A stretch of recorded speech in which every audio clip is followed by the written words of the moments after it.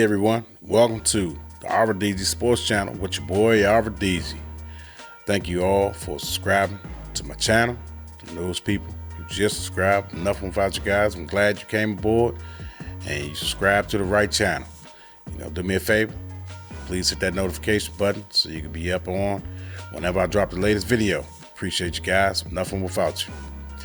Now, ladies and gentlemen, it's been a whirlwind of a situation with Jaden Daniels, his agent, and Dan Quinn, Adam Peters, everybody else that's involved in this situation, this crazy situation. You hear the reports. They backtracking their statements, and but you can't backtrack those likes on Twitter, man. You can't backtrack that. Tell your agent to shut his mouth. Well, delete that part. He didn't say anything. But tell him to keep those Twitter fingers tucked away because he caused a whole lot of mayhem. Had me made a whole video projecting if and allegedly, he's supposed to have said something or had a dislike towards having three other quarterbacks there, talking about Jaden Daniels, that is.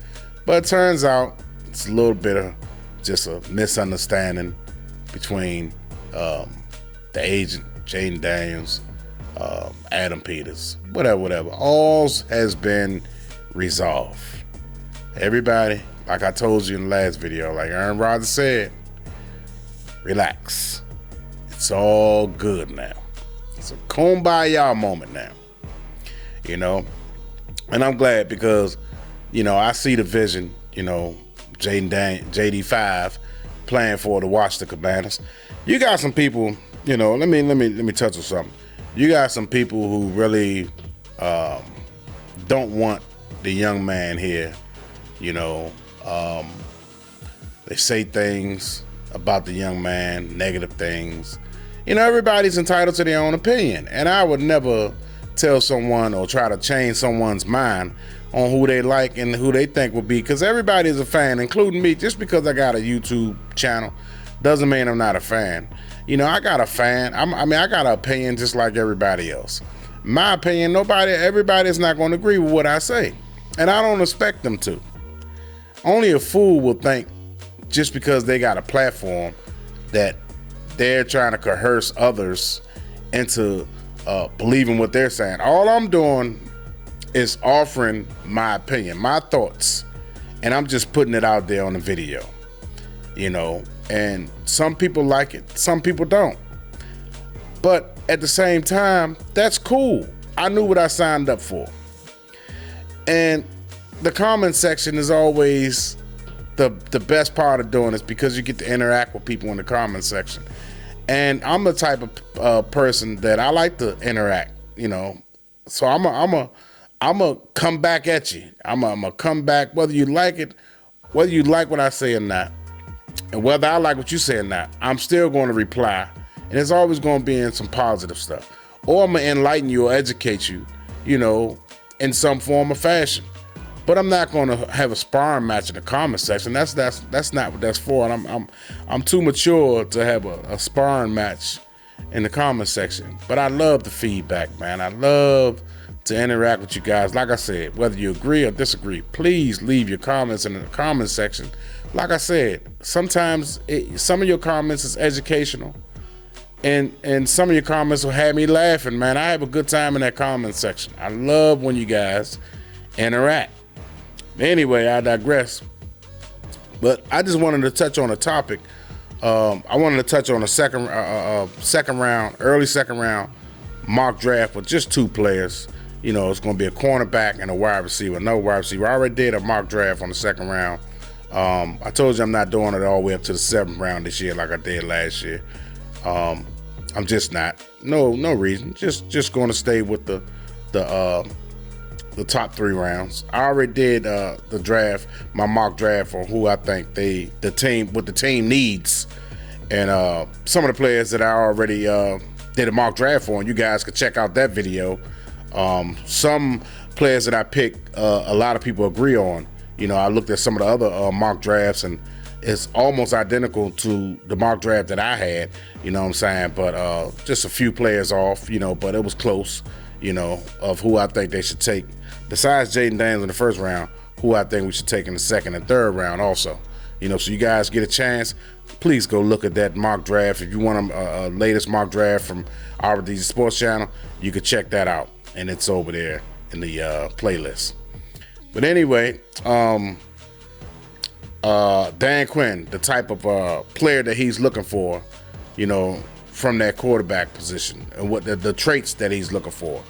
And I think this will sum up some of you guys' answer between the two quarterbacks that everybody is speculating to go to Washington at number 2, which is Jaden Daniels and Drake May. All right. Let me read from the, let me see who wrote this column right here.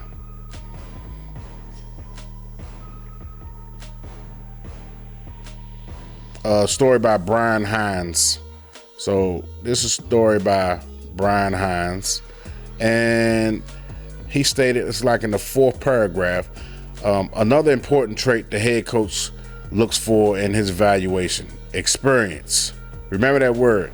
And entering the draft, Daniels has totaled 3,418 snaps compared to May's 1,998. You know what else helps? Just playing experience. This is a quote from Dan Quinn. For anyone who plays quarterback, just having snaps, like thousands of snaps, that's a big deal, man, Quinn added. You don't want to take somebody who doesn't have a lot of snaps. You want to have been in a fight, see the game, close quote. Since Quinn's comments, Washington has hosted both quarterbacks along with Michigan's J.J. McCarthy and Washington's Michael Penix Jr. on official visits. Peters and his staff will now debrief on the visits as they come to terms on a decision by Thursday, one that will ultimately impact the Patriots and their search for their own quarterback at number 3 overall. And like I said, that right there, remember the word experience? For those of you who keep throwing Drake May up in there, and you have a right to your own opinion, that keyword experience, and sometimes experience always wins. You know, it's so many clues to, just like he said, the word game changer and experience is key indicators, and he could process things quickly. Those are 3 indicators that Jaden Daniels is going to be our next quarterback. And I'm not going to say I told you so on Thursday night, but I will rub it in and say I told you so on Thursday night. But anyway, man, you know what I'm saying? I just wanted to touch on that, you know, because people have their own ideas and opinions on who we should select. And as a fan, you have that right, man. You have that right as a fan to speculate and want who you want from your heart of hearts. You have that right. But I just think I'm just going off of what I hear and what I see, you know what I'm saying? And that's pretty much all we can go by because they're so tight-lipped. They're not giving away anything. And that's how an organization is supposed to be ran. Some person said in a comment section that this page should be the jd5. This my YouTube channel should be the jd5 channel. I laughed at that. I was like, that's hilarious. But he's right. You know what I'm saying? Because I say he's right because I'm trying to speak it to existence. You know what I mean? When you want something so bad, you try to speak it into existence. And that's what I'm doing on this channel when it comes to our quarterback selection, because that's the biggest decision that this organization can make. The type of decision that could set your franchise forward. So you want to speak something that what you believe in into existence. I believe out of those 4 quarterbacks that's left, I believe jd5 is the best one. I believe jd5 is up there with Caleb Williams, if not better than Caleb Williams. That's how much I like this young man. And like I said, it's just a form of my opinion. Doesn't mean that I'm 100% right. I've been wrong on this channel a few times, And I also been right on this channel a few times. So, I've been watching football for 40 some odd years, man. I got a lot of experience in watching the game of football. I played the game of football with equipment on. You know what I'm saying? I got great insight about the game of football. That's my favorite sport of all the sports. Football is my favorite sport. And ain't too many times I'm wrong about what I'm talking about. That's why I say you subscribe to the right channel. I'm going to give you straight facts. I don't always have to dig up statistics and throw a lot of statistics out there. I could just pretty much watch a guy and can tell if he's a good player or a bad player. The eyes never lie with me. You know what I'm saying? Or are you not a scout? It's a good damn question. I don't know why I ain't a scout, but I should be. But anyway, I wanted to touch on a guy, Nate Wiggins. I think if he's still sitting there early in the second round, this can go either way for us. We can draft either cornerback, because it's not that many highly touted cornerback prospects in this year's draft. So I like the guy Nate Wiggins. Nate Wiggins is a guy that I think could slip to the second round, early in the second round. If he's still available, I think we should look at that guy. I think we really should look at that guy. The guy is rangy, he's kind of tall, 6'2". He's a skinny frame guy, just like Manuel Forbes. You know what I'm saying? He's very quick. He run a 4.2. But for him to have all that speed, he doesn't handle quick cut wide receivers very well. So he definitely can't play in the slot, because they do a lot of quick ins and outs in those slots. So he definitely wouldn't be able to play in the slot. He needed to be lined up against the team's number 2 wide receiver. You know what I'm saying? I think we should look at that guy, and I think because we got the guy Brian Davis from LA Chargers, I think he could sit behind a guy like Davis and learn from a savvy veteran. You know what I'm saying? That's why you go out, you lose a Fuller who was a veteran, you sign a guy like Brian Davis who's a veteran. You know what I'm saying? You get your young guys to learn from a guy like that. You know, I'm not too comfortable with St. Juice.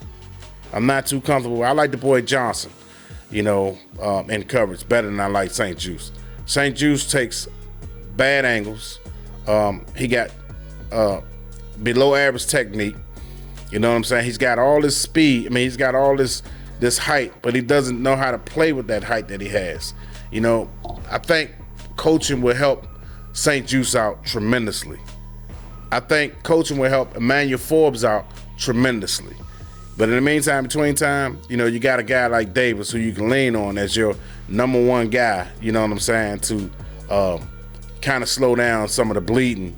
He can take those guys on his wing and show those guys, and along with the coaching, and show those guys how you do it at a professional level consistently. You know what I'm saying? I remember the guy Brian Davis, he was lined up against Tyreek Hill to hold his own. So that's saying a lot when you can hold your own against a guy like Tyreek Hill. You understand? So I think that cornerback room is going to be led by Brian Davis, getting those young guys in there, man, and installing confidence in those guys with great coaching, great technique. You know what I'm saying? Those guys will play a little bit more freely and faster, with good coaching and confidence. So I like the guy Nate Wiggins out of Clemson, early in that second round if he's still there. Also, the guy Worthy out of Texas, Xavier Worthy. If he's still, this is going to be an iffy one, but if he's still there in the second round, because they loaded with wide receivers in this year's draft, maybe he can slip in that second round, that mid-tier second round. You know what I'm saying? We got two second round picks, or is it 3? One of the 2. No, it's 3 in the third, 2 in the second. So maybe a guy like both of those guys, we could probably get both of those guys. A guy like Xavier Worthy, he's got top tier speed, man. He got that Tyreek Hill speed, man.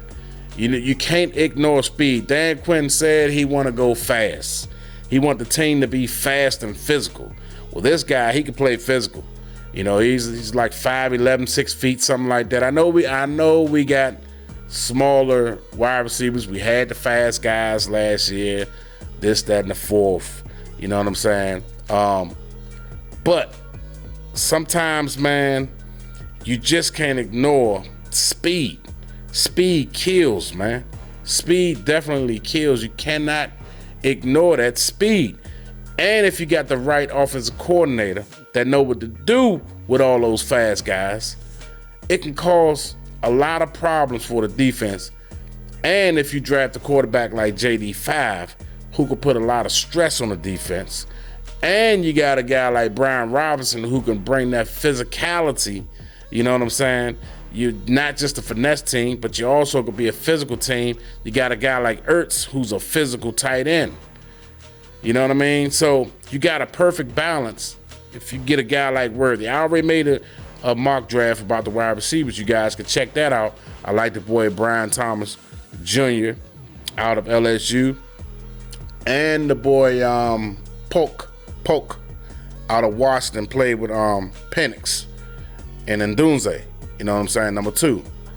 So I was talking about those two guys. You guys go check out that video also. You know, that was a good video I did on those two guys.